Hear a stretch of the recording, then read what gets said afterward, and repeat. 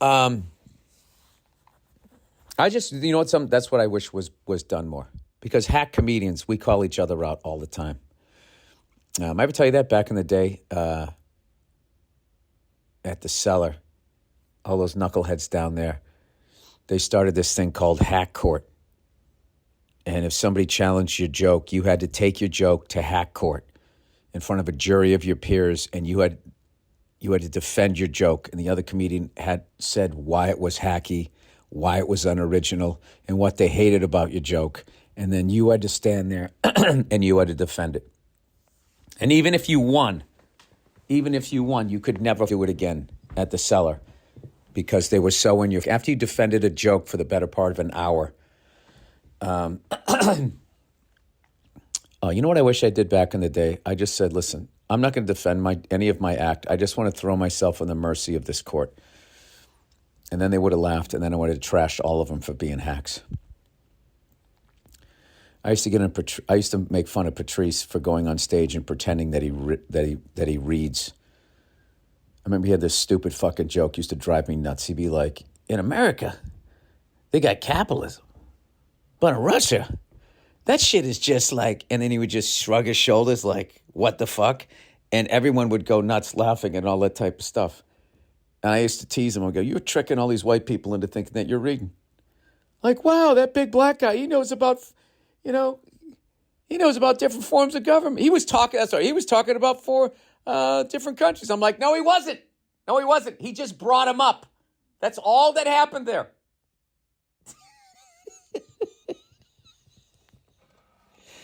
One of the few times I got him. I think my record against him was like 1 in 36,000. No. I beat him another time too. And I beat him so bad he actually got mad.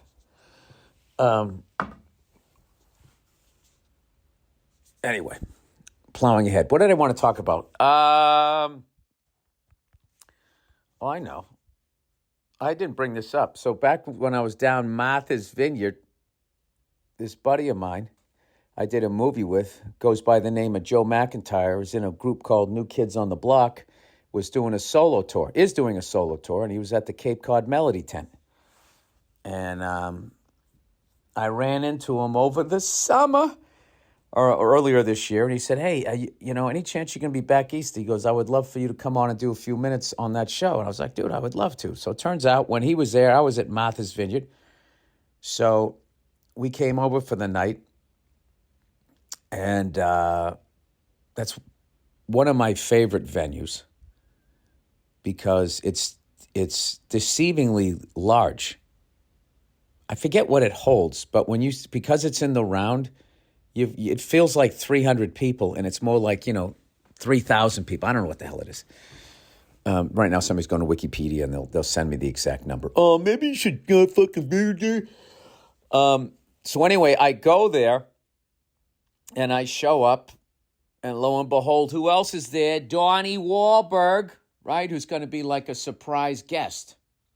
And I'm not going to lie to you. The whole time I'm going over there, I'm thinking about the New Kids crowd and my stand-up. I'm like, I don't see a point where this is going to intersect.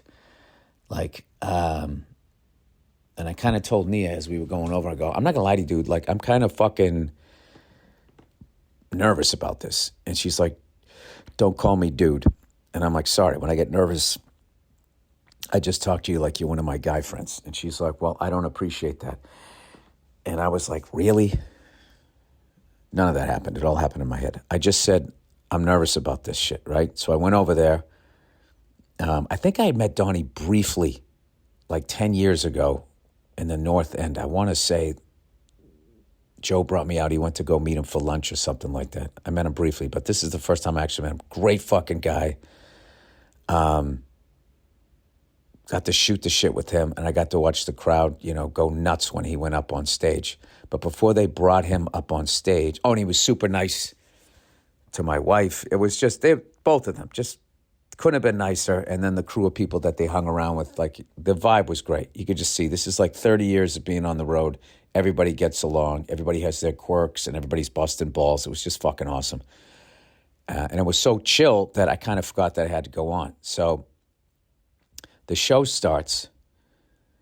fucking Joey Mack goes down there. These chicks are fucking screaming. It's like Beatlemania. I'd never been to something like that, all right? I grew up, and the shows I went to, I don't know if the chicks were screaming. The fucking guitars were so goddamn loud. That's why my ears fucking ring forever. You didn't know what was going on. I didn't know what they were saying. You know, it was just like, it was so fucking loud. It was actually really stupid how the level of loud that the show was so stupid. But that was back when it was like, if it's too loud, you're too old, man. Dumb shit like that. And people didn't understand that from the first note that they were giving everybody permanent hearing damage, which is true. Anything 120 decibels, you get up to that level, it's immediate, permanent. You might not notice it, but there's some degree of permanent damage.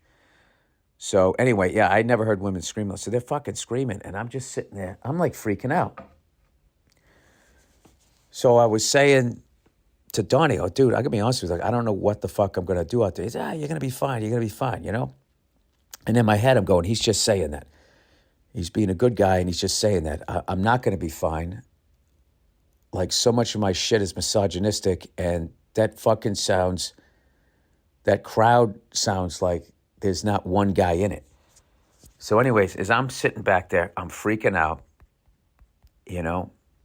Who sends me a text message before I go out to reassure me? Huh? To let me know, you know, this is why I love her. I'm backstage. She knew I was backstage freaking out, you know, because I didn't want to go out there and bomb and then say something fucked up and get into it with someone in the crowd. Then I'm fucking up somebody else's show.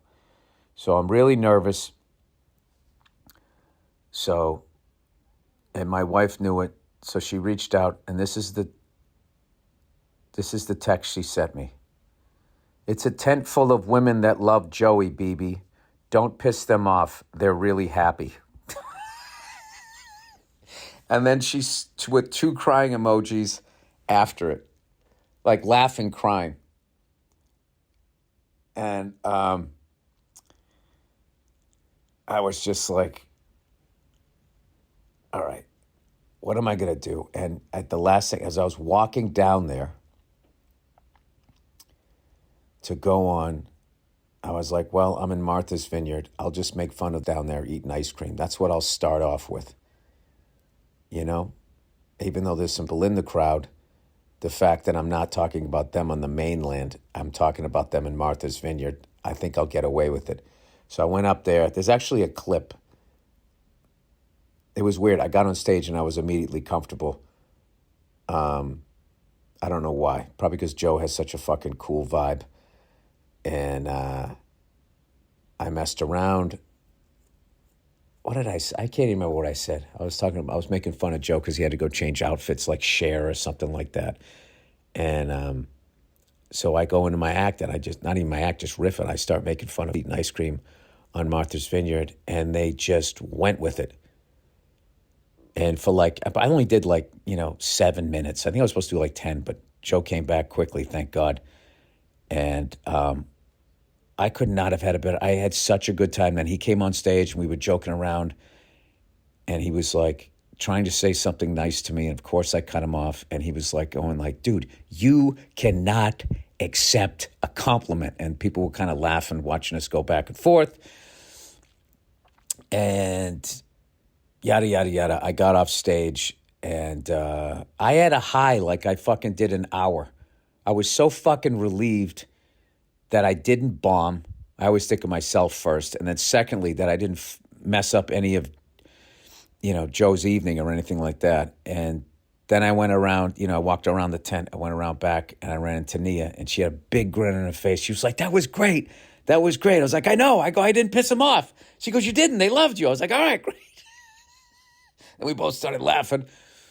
And then we sat in the crowd. We watched the rest of the show. And then I had that whole excitement thing because I was like, these fucking people don't know that Donnie's going to come out and they're all going to lose their shit. And that's what they did. I had my earplugs in.